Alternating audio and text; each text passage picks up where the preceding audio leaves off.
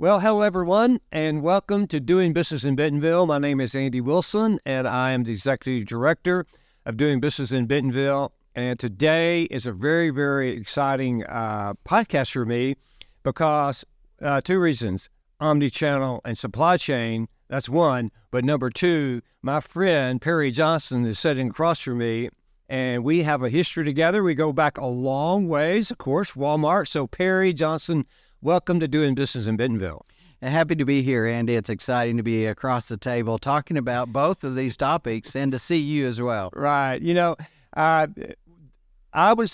think most of my work with Perry was when I was running a operating region, and I would have whatever issues, but Perry was the guy sitting there always willing to help solve the supply issues to get our stores in stock. So thank you for doing that. Absolutely. And there's always plenty of those going around. So A lot to do and always reaching out and getting it done. Well, you're right. So again, thank you for being here, taking time.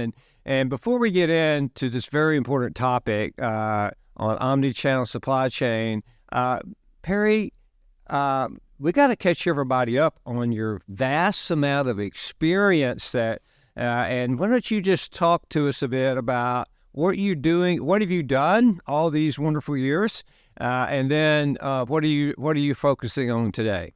Yeah, Andy, well, let's count it up. I don't know if I should, but so 45 years in retail logistics total, currently with Hub Group, serving as Senior Director of Transportation Solutions. So you talked about solutions. It's it's a core of what I do. 35 years of that with Walmart. And when you grow up with Walmart, what's really neat about that, starting with a company that had around 200 stores, not knowing that we were going to be a big company, then it took transportation, logistics from something being small to a medium-sized company to a very large company. So you get a large education with being part of Walmart and growing up with it. So fortunate to have worked on the retail side of logistics, and now the last 10 years been involved with this inbound into Walmart, serving all of these CPG companies. So exciting part of it. Company that I work for, Hub Group, over 50 years of intermodal service across North America. They've done some really smart acquisitions lately, which is really good to see. They become a more full logistics company. And as part of that, they have an arm that does consolidation, shipping to retailers. They do truck LTL brokerage, which takes care of extra capacity in the marketplace. E-commerce, warehouse fulfillment, something they wouldn't have done many years ago, but here it is. Final mile delivery, delivering items into customer homes. And then they have an asset and dedicated trucking. So, again, not just an intermodal company, but now a full-service logistics company. Makes it exciting. Well, it is exciting, and I'm so proud that you're able to spend your time with a great company doing great work, something that you're passionate about, because I remember your passion around logistics and supply chain. And, today we're gonna talk and get into the details around supply chain and omni-channel and that connectivity of that integration of that, if you will. So, Perry, you said something. We got to grow up at Walmart, didn't we? Yeah, right. Totally. Both of us grew up there, 30 plus years. And when I started, we had 120 stores. In fact, I was assistant manager at store 120, I think it was, somewhere in Mississippi. Right. But we did grow up there, and phenomenal. Who would have thought that we'd had an opportunity from a small chain, if you will, to the largest retail company, and we got to be part of that and see all of that. There's not a day that I don't wake up and say, I'm a blessed person to be able to have experienced something like that. That's exactly right. When I first started walking in the halls of the general office at the time, really in high school is when I got started, but I was helping out in the home office. to see it grow up and to grow. It didn't have any aspect that it would be the largest, right? Right, none. We were so blessed to be here and grow up with it, for sure. Well, we talked about how Walmart has changed. And the thing that Sam Walton taught us, and you and I heard him say it a million times, the most consistent thing at Walmart is change. He said that over and over, didn't he? Yes, sir, he did. He taught us that, and if you didn't like change, you probably didn't stay around very long. So let's get into our discussion today, because we talk about change. We talked about all that how Walmart has changed. So let's talk to us today about how logistics has evolved, if you will, and into this omni-channel process. So walk us through that, okay? It has been an evolution of the supply chain. It's been fascinating to see it over the life of general merchandise retailing. We take the days before online buying was occurring. You had to walk into the store to buy your product. And now we have all types of the online buying. Today's omni-channel shopping. The logistics of getting product from manufacturer to the customer is constantly changing. And it's what I love about the supply chain business and why I can still be in it so many years later and still working on solutions, because we're constantly changing, optimizing the delivery network. In logistics, we're looking for lowest landed cost. And just when we solve it, then there's changes in the supply chain, either at the demand side or the supply side. All right. A solution that we had in the 80s, 1980s to the 2000s, it changed. And now in 2023, it's different. Right. Yeah. A startup supplier who started making their product in their garage or on their table, they started with something where they're shipping on small carriers or delivering it to themselves. But as they grew, they had to come out of their garage. They had to start with a different carrier size, maybe do something different with warehouse and inventory. I'll do the same thing as we saw, Andy, with Walmart, a startup retailer. Sam Walton, in the very early days, he even picked up some of his product in his station wagon. Yeah. He'd pick it up. He would take some extra inventory, put some inventory in stores, put some in his garage in his early days. Then as Walmart grew, the logistics for the solutions changed. The company went into building warehouses and expanding those from out of Bentonville to Searcy and Palestine, Texas, and so on. And then said we should have our own company-owned trucks. And so that truck fleet, the warehouse fleet, became the logistics competitive advantage in the marketplace when they're competing. So there's an evolution there. Logistics in the supply chain was less complicated in those early days. Right. We have a manufacturer going to a distribution center to a store. It's pretty easy. We didn't have omni anything. We had single, right? Single channel kinds of things. So, but today with omni, it means, yes, there's multiple things going on, additional nodes for inventory, management, transportation. Well, you've laid a great foundation of what we had and where we've been.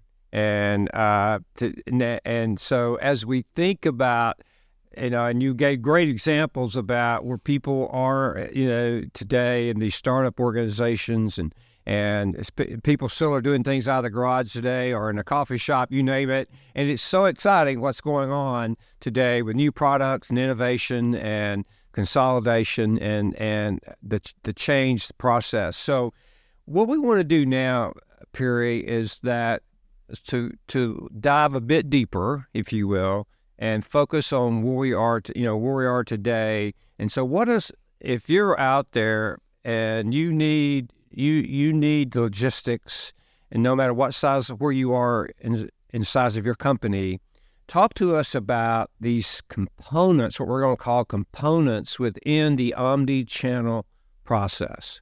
Well, first of all, think of a couple of components. One will be speed to serve, another will be the channel, the product flow. But let's talk speed first, because that's really the thing that's kicked off for us. So it's not just about online buying. When we think about Amazon beginning, they just, you could order something online, and then days later, a week later, you'll get your order. That's the early Amazon business, and then everybody would copy some of that model. But then what happened is the customer, Amazon, began to get faster, quicker. And again, the model's always changing. So it is about the speed of service, first of all. The fastest service evolved to appease what customers were asking for. And to compete then with your retail competitors, it's always evolved. And so where it became weeks to days, now same day, now it's hours of delivery, just past the drone delivery station, right? So all of these different kinds of things continue to evolve. And then with that side of it, you then also have to think about, as your speed grows, you start working backwards to figure out how to provide that at the lowest landed cost. And we think about that a lot in our retail world, of how to be low cost, not only from the store to the customer, but as we back that up in the chain, back through our distribution centers, back to suppliers of manufacturing. We think about, can things be on a truck that's coming, a full truck? Should that be on intermodal, which may save me 15 to 30% of my truck cost, way up in the work stream? And then how do I handle it? Where are we going to consolidate freight along the way? Consolidation can take cost out of the business as well. Reduce up to 30% as we think about, again, speed to serve, but I'm trying to get my inventory then as close as I can to my customer. How do I get it to as close, as cheap as I can? There's things to think about. So again, this fastest service has evolved to, yes, I want to be fast at the final mile, but then how can I be cost effective on the front end? The second part of that would be this channel of flow. Am I shipping product from my store directly to my customer? Do I ship it from my warehouse to the customer? Do I use a retail chain? Do I use it myself? Do I go direct to home or direct to a store where somebody can pick it up? Again, that picks up the components of Omnichannel, of which channel I'm going to ship it in. But all of that is a cost model that we have to figure out what that might be. It's a challenge for us for sure. Right. Well, I think as your customers look at the supply chain needs, or to improve their supply chain as they grow their company. So it's great that your company, Hub Group, is focusing on cost and speed and looking at how to save them money, because as we know, that is passed on to that product. I did something this morning on I've seen an item that I thought I really needed, and I went on Amazon and I found the item. I ordered it.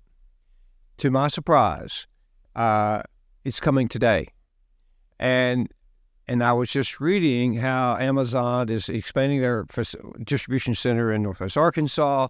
How they're doing all these things, but that's the first time speed has played a part in my decision. Before I knew it'd be 2 days, but when I looked at that and it said today, I actually needed that today, but then it exceeded my expectation because I wasn't expecting it, and then this item will be there, and it's no different than the Walmart model.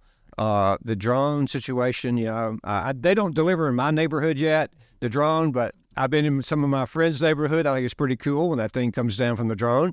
But that is really the demand of customers today, isn't it? It really is. And we, as retailers, we didn't realize that. We didn't expect that customers would pay for the service or want the service, but we found out there is a need for the service. And that's where Walmart has evolved to delivering out of their store, same day. You can, and that's where the inventory is and the product. And if they have it, they're certainly going to be able to deliver it. But now you have this other online competitor working out same day too to compete in that same space. Right. So speed and product flow, critical. Great points. Thank you for those. So let's continue our discussion. These are very good, and of course, I can tell you're passionate about what you're doing, and your expertise is really coming through, Perry. Thank you. So these these changes that you've talked about provide challenges to our suppliers and the retail networks. So again, tell us these challenges. Talk as we have a lot of our audience are suppliers, no question, that are listening. So tell us about their challenges and work us through that. Yeah, we're going to start first with just being focused on where is the inventory and how much. To your example of getting something same day, that inventory has to be close to you and be able to be delivered in a timely way to you. It can't be halfway across the country and essentially make it same day without some really special things happening or a lot of cost involved with that. Again, you want to be balanced with cost and service for what you're doing. So where and when is the inventory? Questions about where am I going to hold it? What's the quantity that it hold? Which items should I hold close enough to the customer? We have size, shapes, flavors, all those different things. And which one are you going to replace? You can't have, maybe not, you can't have a warehouse on every neighborhood corner to replenish out of. So whenever you're making those decisions, it's going to have to be something special. We're going to have technology that's going to help us manage that inventory. Again, back in the old days, you had an inventory in a regional DC, replenished a store. This one, you've got to get closer to the customer. So that's a challenge of managing the inventory, number one. The second one is the amount of returns has continued to grow over and over as this online ordering has increased. Then now we have opportunities for those reverse shipments. And that's a whole growing industry in and of itself when we think about Omni-Channel. Is just the challenges of how to get this return back to a store, to a warehouse, and those. And then we need to make sure as supplier base is that we've got both options out there. Who needs a premium service? Who needs low cost? And how do we blend that? So understanding that and providing the option for an extra day or two. If you had an option that you made today, a fast, or a day or two at a savings, at least give you, the customer, the opportunity to make that selection. Well, I think that's important. And same thing happened at Sam's Club yesterday. I'm there, the store I shop in Fayetteville. They carry the coffee I like. That's it. And I'm working with you today, so I don't have time to go by there. Went online, and it's going to be delivered to my home today. The next day delivery, and again, that is the world we're in. And when it all works, and of course, Sam's, they're shipping it out of their store. So the good thing, Walmart is figuring out how to use their stores as a supply chain process in the supply chain process. So you're right about these challenges that you have. So what does it look like when it works? From your chair in logistics, how do you see it? First, I believe it begins with the customer. We're giving the customers the opportunity to make the selection, speed or savings for slower delivery. As a retail company, we're giving that option to our customer, but then we have the store, the locations, or the inventory set up for speed, for those change in ways to deliver. As a manufacturer, do we have inventory and product that's built for speed, timely delivery through the channel, or do we have items that will take a slower path at a lower cost? So we have each of our components that are then set up for the success of each of those particular channels. Again, when we optimize the cost side, we will be considering consolidation. We'll be considering an intermodal option versus full truck or same-day delivery. We know that when we get a package at home of same-day delivery, we've ordered something overnight, we know that there's a higher cost to that. Right, correct. When we lower down and say we'll take something in a few days or even next week, we know our postage cost is going to be less. Same way in the supply chain for all the product that comes. But for each of our segments that we serve, we need to make sure that our speed matches what the customer's looking for. in that the customer has the options, and they have an easy way to navigate. If I have my mobile device, the fewest clicks, the reorder of what I've ordered before is helpful. Today I ordered a pizza. I have a reorder there for exactly how I built it. Yeah. And when I want to pick it up, I hit that button, and I don't have to go through selections again. I hit one. And then being stress-free, knowing it'll be there, ready, or delivered, ready, then I'm in good shape. You're right. It's there's such convenience today in ordering and reordering and what I've bought and all looking at that. So let's say this. Okay, let's say there's a retailer and supplier, and if they come to Hub Group, Perry, and they want to develop this effective strategy. So how does that work with Hub Group? What they call you up, and we're going to make sure people have your contact information.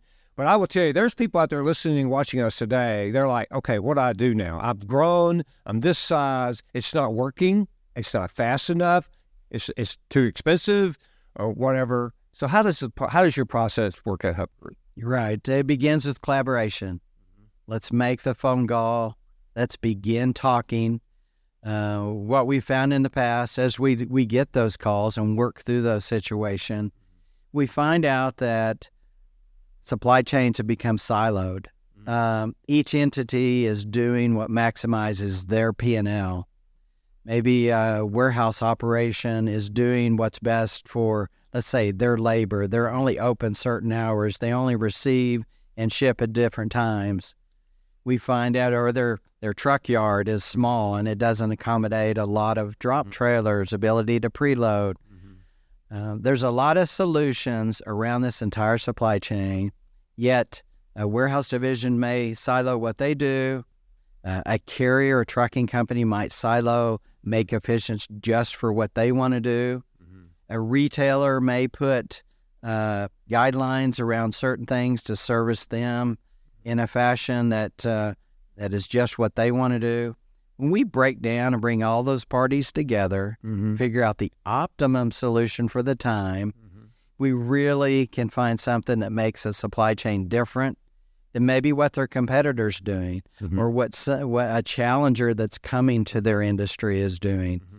We want to line that up, but it starts with talking. It starts with bringing down those barriers, not operating independently, but together. I also don't like to ship I call it air, half a truck. I want to ship a full truck in my supply chain. I don't necessarily like retailer fees today. I see that a lot of them that get placed into our supplier base, and I think our suppliers would cheer for this. A lot of that cost just gets built back into cost of goods, and at the end of the day, the customer's going to pay for it. Good. But if we're collaborating and thinking about it and taking down those barriers, we'll figure how to deliver on time and the right product at the right time. And we won't have fees that are built into the cost of it. So there's a number of different ways to create the right kind of network. I'd probably talk about it additionally this way. First, let's set up a network that is the right network to supply our inventory chain and our inventory flow. That begins an analysis of what we're shipping and who we're shipping it to. Number one, let's come up with the right network. So that's step location. One. That's step one. Okay, good. So you're gonna figure that out with that supplier and that retailer. Okay, exactly. And that takes you get math involved, and you get your demand involved. Sure. Where am I going to put my warehouses? Where am I going to put my consolidation points? How am I going to ship product together so we build full trucks? Right. Two, we're going to figure out our inventory and our planning and make sure that we have a system that's going to manage our inventory flow. We talked about one of the biggest challenges being inventory and where it's at, where it's held. But this one is we need the right system that's going to help us say, does that inventory need to be down at our store level at a DC, and how I'm going to service that customer? Is it in the right location for speed and convenience? Are we holding it at the right places? Make sure, again, our trucks are full and that our delivery windows are not too tight. So that'd be the second thing, is this inventory system that manages that. Number 3, so we have locations. We have the inventory that's being managed correctly. Number 3, we want to analyze the product that we are shipping through. Let's make sure that it's shipping in the right flow channel. And with that, I'm talking about how much of our product is shipping expensively in parcel or overnight, how much of it is shipping less than truckload or LTL. That's a next level of high cost. How much can we get into a consolidation channel? Use an intermodal truck that's helping us on an option that again can provide high service at a few days difference. But if we're able to take all the data we're shipping and analyze what we're doing today, we can again optimize what we're doing. That's step 3.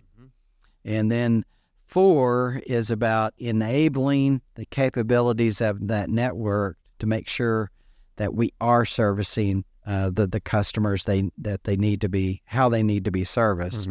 Are we getting the right cases or pallets of merchandise to wholesalers, distributors, when we're shipping to them as a business versus to an individual and to their homes?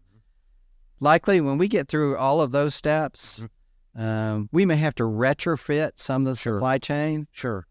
You know, the DC and Walmart DC in Searcy, Arkansas today is much different than it was when it was built in the late 70s, Right. early 80s, right? The automation of the facility, the layout, the product that's in there. But if we continue to retrofit our supply chains, work on it together, we're going to be successful. Perry, again, thank you so much for those critical 4 points. And I will tell you what we're going to do, because these 4 critical points are so important to our retailers and suppliers. We're going to post those on our website with this podcast, Perry, and we'll lay those out as you've laid them out in detail. And then they have any questions, they can review those as they work through their own strategies or as they prepare for a meeting with you, in your company. So thank you for those. We really appreciate that. So why don't you do this? Let's just sum it up, okay? It's been a great conversation. We've gone back as some history. We've come all the way to today. It's exciting what has happened in this supply chain business, and now how the integration of supply chain and omnichannel is serving the customer today better than we've ever been served. And just like the examples that you have talked about, I have talked about today. So sum this up for us today, Perry. And let's make this easy. So as we just make sure as we walk away from it, we're using the right transportation mode in our supply chain. We're flowing through the right path that we should be flowing. And let's have our inventory in the right place to serve the customer quickly or at low cost. So really easy things, but let's go out there and get them implemented, right? Okay, well, you know, that's how we do it at Walmart. It's all about execution, isn't it? Yeah. We never talked about stuff very long. We just got it done, didn't we? And so, Right. Okay, so again, what a great conversation, Perry. I want you to know how much it means to us for you to be here today. It is so good, my friend, to reconnect after all these years. I want to thank you for everything you've done at Walmart and all that. And I'm so excited about your continuing career and the impact you're having today. So how do we reach out to you? And we'll also post this on our website, but tell us how we reach you. Thank you. Yeah, it has been great to reconnect. You know, the relationships are the most key as we continue in this ecosystem in Northwest Arkansas, right? Have a great supplier base, university base, Walmart base, retailer base, carrier base. It's fantastic. So anybody can reach me, certainly through my Hub Group email address, pjohnson@hubgroup.com. And certainly hit me on LinkedIn as well. And happy to serve. Great. Well, I want to thank all of our guests today for watching, listening, and you can find us at all your favorite streaming places, Apple, Spotify. But I want you to go to our website, dbbnwa.com. That's where all this is going to live today. And not only will we have this podcast, but all of our podcasts will be there. Tremendous articles that have been written for your education and learning around Omni-Channel, supply chain. This information, as Perry talked about, these top 4 will be there. Thank you so much for joining us today. Have a wonderful day, and I'll talk to you soon. Thank you very much.